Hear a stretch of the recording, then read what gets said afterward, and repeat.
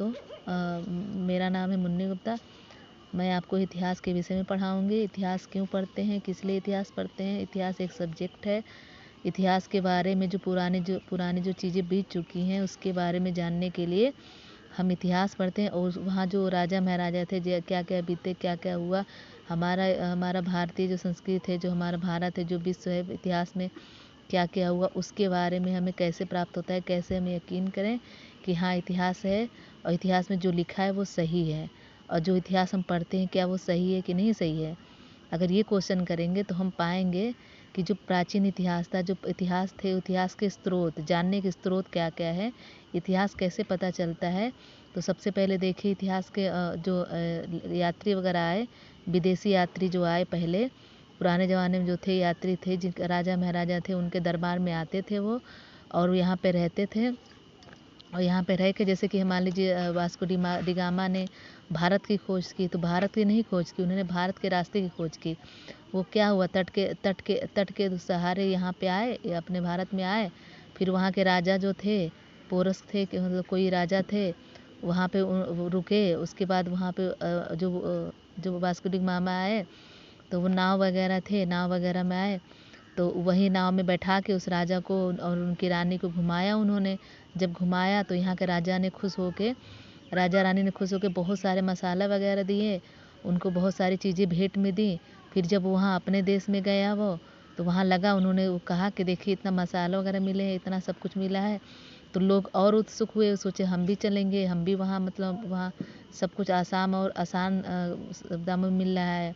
ऐसे ही वो व्यापार करने आए थे स्टार्टिंग में, लेकिन वो चलिए उस टॉपिक बात की बात है। लेकिन अभी हम समझ रहे थे कि भारतीय जानने के स्रोत। सबसे पहले देखिए जो विदेशी यात्री थे, वो यात्रियों में कौन कौन से, यूनानी रोमन लेखक थे पहली बात, फिर चीनी लेखक थे, फिर अरबी लेखक थे, ठीक है। अन्य लेखक में आते हैं तो जो यूनानी रोमन लेखक थे उसमें टेसियस थे, हेरोडोटस थे, और कौन कौन से थे, मेगास्थनीज थे, टॉलमी थे, ठीक है। ये सारे आए, उनके वजह से उन्होंने जो लिखा, जैसे कि मेगास्थनीज ने लिखा, इंडिका नामक पुस्तक लिखी।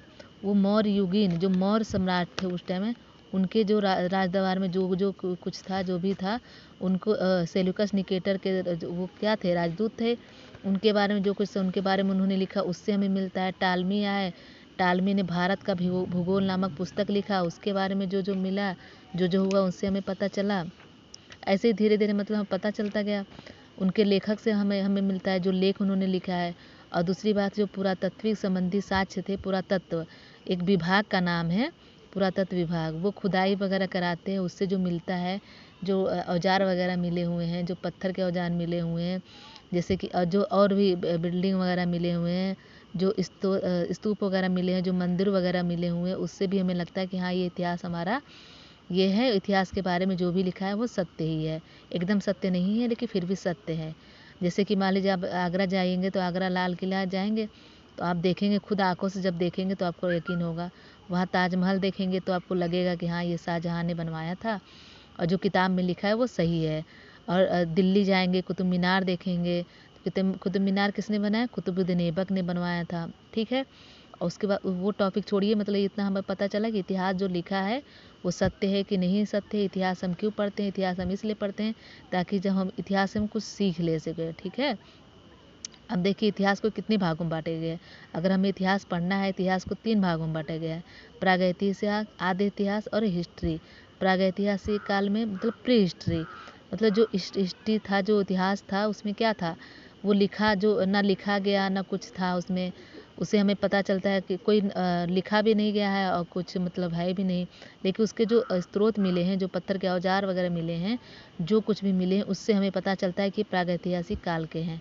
जैसे कि पाषाण काल, पूरा पाषाण काल, मध्य पाषाण काल, ये सब क्या है, प्रागैतिहासिक काल में है, ठीक है। जैसे उसमें पत्थर के औजार वगैरह बनाए, आग का आविष्कार हुआ, कुत्ता मतलब पालना वो हो गया, शुरुआत हो गया, और ठीक है। और फिर दूसरा में आया आदि इतिहास, उन्होंने लिखा तो, लेकिन हम लोग समझ नहीं पाए, उसमें जान नहीं पाए, उसके बारे में पढ़ नहीं पाए, ठीक है। तो वो प्रोटेस्ट्री में आ जाएगा, वो प्रोटेस्ट्री में हम लोग पढ़ेंगे। और फिर उसके बाद क्या आता है, हिस्ट्री।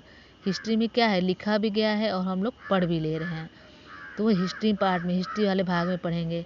और बाकी हिस्ट्री को प्राचीन इतिहास, फिर मध्यकालीन इतिहास, फिर आधुनिक इतिहास में इसको 3 भागों में बांटा गया है। प्राचीन में जो प्राचीन राजा महाराजा थे, जो धर्म वगैरह था, जो मौर्य वंश हो गया,